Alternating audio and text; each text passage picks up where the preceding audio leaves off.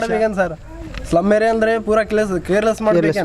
ಎಲ್ಲ ಬೇಕಲ್ಲಿ ಎಲ್ಲಿ ಬೇಕಲ್ಲಿ ಕರೆಂಟ್ ಅದ ಅಂದ್ರೆ ನಮ್ ಕೋಟೆ ಏರಿಯಾದಾಗ ಇಲ್ಲ. 4 ದಿನ ಆಯ್ತು ಅಂದ್ರೆ ಹುಡುಗರಿಗೆ 4 ದಿನ ಬರೀ ನೈಟ್ ಸಾಯಂಕಾಲ ಬರಂಗ್ ಕುಂತಾರ, ಚೆಕ್ ಮಾಡಕ್ ಕುಂತಾರ, ಹೋಗ್ತಾರ. ಬರೀ ಅವಾಗಿಂದ್ರೆ TC ಹೋಗಿದ್ರೆ ಅವಾಗ ಬಂದು ಜಸ್ಟ್ ಬಂದು ಆಗ್ಬೇಕಲ್ಲ ಕೆಲಸ, ಅವಾಗ ಜಸ್ಟ್ ಬಂದು ಆಗ್ಬೇಕಲ್ಲ. ಅಂದ್ರೆ 3 ದಿನದಿಂದ ಹಂಗೆ ಇರ್ಬೇಕು. ಲೇಬರ್ಸ್ ಇರ್ತಾವ, ಸಣ್ಣ ಹುಡುಗರು ಇರ್ತಾವ. ಸ್ಲಮ್ ಏರಿಯಾದಾಗ ಪೂರಾ ಬಡವ್ರು ಇರ್ತಾವ, ದುಡ್ಕೊಂಬರು ತಿನ್ನೋರು ಇರ್ತಾರ ಅಲ್ಲಿ. ಇಲ್ಲ ಬೇರೆ ಇರ್ತಾವ, ಶ್ರೀಮಂತರು ಇರ್ತಾರ. ಅಲ್ಲಿ ಹೋಗಿ ಫೋನ್ ಮಾಡಿದ್ರೆ ಬೆಸ್ಟ್ ಬಂದು ಆಗ್ಬಿಡ್ತಾರ. ಅಲ್ಲಿ ಸರ್ವಿಸ್ ಕೊಡ್ತಾರೆ, ಫುಲ್ ಫಾಸ್ಟ್ ಸರ್ವಿಸ್ ಕೊಡ್ತಾರ. ಅಲ್ಲಿಂದ 4 ದಿನ ಆಯ್ತು ಕೇರ್ಲೆಸ್. ಬರೀ ಫೋನ್ ಮಾಡಿದ್ರೆ ಸ್ವಿಚ್ ಆಫ್, ಫೋನ್ ಮಾಡಿದ್ರೆ ಬಿಸಿ ಟೋನ್, ಹಿಂಗ್ ಮಾಡ್ತಾರೆ ಸರ್. ವಿದ್ಯುತ್ ಅಡಚಣೆಗೆ ಬೇಸತ್ತ ಜನರು, ಜೆಸ್ಕಾಂ ಕಚೇರಿ ವಿರುದ್ಧ ಸಾರ್ವಜನಿಕರ ಆಕ್ರೋಶ. ಪದೇ ಪದೇ ವಿದ್ಯುತ್ ಕಡಿತದಿಂದ ವಾರ್ಡ್ ನಂಬರ್ 11ರ ನಿವಾಸಿಗಳು ಜೆಸ್ಕಾಂ ಕಚೇರಿಗೆ ರಾತ್ರಿ 11ರ ಸುಮಾರಿಗೆ ಕರೆಂಟ್ ಕೊಡಿ ಎಂದು ಇಲಾಖೆ ಕಚೇರಿ ಮುಂದೆ ಕಂಪನಿ ವಿರುದ್ಧ ಆಕ್ರೋಶ ವ್ಯಕ್ತಪಡಿಸಿದರು. ಕಳೆದ 3-4 ದಿನಗಳ ಹಿಂದೆ ತಾಲೂಕಿನಾದ್ಯಂತ ಮಳೆ ಗಾಳಿಯಾಗುತ್ತಿದ್ದು ಅಲ್ಲಲ್ಲಿ ಗಿಡ ಮರಗಳು ಬಿದ್ದಿವೆ. ಇದರಿಂದ ನಗರ ಮತ್ತು ಗ್ರಾಮೀಣ ಪ್ರದೇಶಗಳಲ್ಲಿ ಪದೇ ಪದೇ ವಿದ್ಯುತ್ ವ್ಯತ್ಯಯವಾಗಿದೆ. ಭಾರೀ ಗಾಳಿ ಮಳೆಗೆ ಮರದ ಟೊಂಗೆಗಳು ಬಿದ್ದು ಹಲವಾರು ಕಡೆ ವಿದ್ಯುತ್ ತಂತಿಗಳು ಹರಿದು ಬಿದ್ದಿವೆ. ಅನೇಕ ಕಡೆ ಕಂಬಗಳು ಕೂಡ ಮುರಿದು ಬಿದ್ದಿದ್ದಾವೆ. ಕೆಲವೆಡೆ ದುರಸ್ತಿ ಮಾಡಲಾಯಿತು.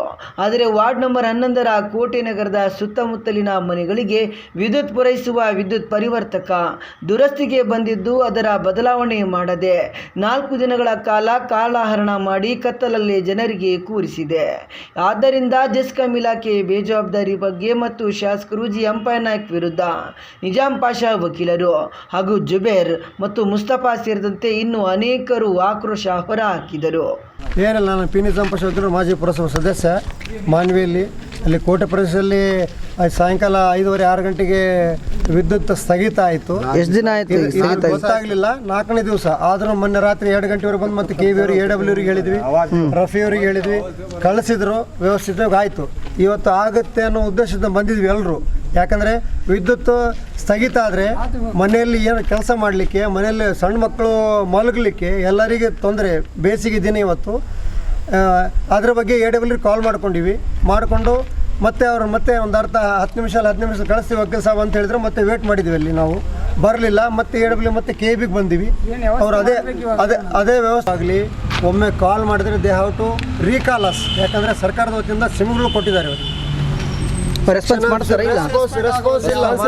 AW ಅವ್ರು ಮಾಡ್ತಾರೆ, ಇಲ್ಲಂತಲ್ಲ. ಸೆಕ್ಷನ್ ಆಫೀಸರ್ಸ್ ಇದಾರಲ್ಲ, ಒಮ್ಮೆ ನಾವು ಕಾಲ್ ಮಾಡಿ ಮಿಸ್ ಕಾಲ್ ಆದ್ರೂ ಮಾಡೋಂಗಿಲ್ಲ ತಿರುಗಿ ನಮಗೆ. ಯಾಕಂದರೆ ಸರ್ಕಾರ ಅವರಿಗೆ ಪೂರೈಸಿದೆ, 2 ಸಿಮ್ಗಳು ಕೊಟ್ಟಿದ್ದೆ ಸರ್ಕಾರದ ವತಿಯಿಂದ. ಯಾಕೆ ಮಾಡಬಾರ್ದು? ನೀವು ಕೆಲಸ ಮಾಡೋಂಗೆ ಇಲ್ಲದ್ರೆ ವರ್ಗಾವಣೆ ಮಾಡಿ ಬೇರೆ ಕಡೆ ಹೋಗ್ರಿ. ಎದಕ್ಕೆ ತೊಂದರೆ ಕೊಡ್ತೀರಿ ಮಾನ್ಯ ತಾಲೂಕು ಜನರಿಗೆ? ಉದ್ದೇಶ ಅದೇ. ನಾನು ಎಕ್ಸಿಕ್ಯೂಟಿವ್ ಇಂಜಿನಿಯರ್ ದೇಸಾಯಿ ಸಾಹೇಬ್ರಿಗೆ ಮಾತಾಡಿದೆ ರಾಯಚೂರಿಗೆ. ಸರ್, ತಾಲೂಕು ಪ್ಲೇಸ್ ಇದೆ, ಒಂದು TCಗಳು ಸ್ಟಾಕ್ ಇಲ್ಲ ಅಂದರೆ ತಾಲೂಕು ಪ್ಲೇಸಿದು ಯಾರಿಗೆ ಹೇಳಬೇಕು ನಾವು ಇದನ್ನು? ಇಲ್ಲ ವಕೀಲ್ ಸಾಬ್, ನಾನು ನಾಳೆ ಬೆಳಿಗ್ಗೆ ವ್ಯವಸ್ಥೆ ಮಾಡಿ ಕಳಿಸ್ತೀನಿ ಅಂತ ಹೇಳಿದರು. ಅವರು ಸ್ಪಂದಿಸಿದ್ರು ಆ ಮಾತು.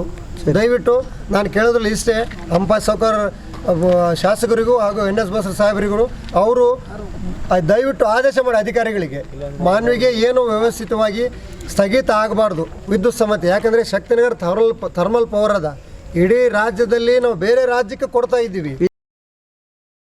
ಪವರ್ ಗ್ರಿಡ್ನೂ ಇದೆ ನಮ್ಮಲ್ಲಿ. ಈ ತಾಲೂಕುಗಳಲ್ಲಿ ಸ್ಥಗಿತ ಮಾಡೋದು, ಗ್ರಾಮಗಳಿಗೆ ಸ್ಥಗಿತ ಮಾಡೋದು ದೊಡ್ಡ ಅನ್ಯಾಯ ನಮ್ಮ ತಾಲೂಕಿಗೆ.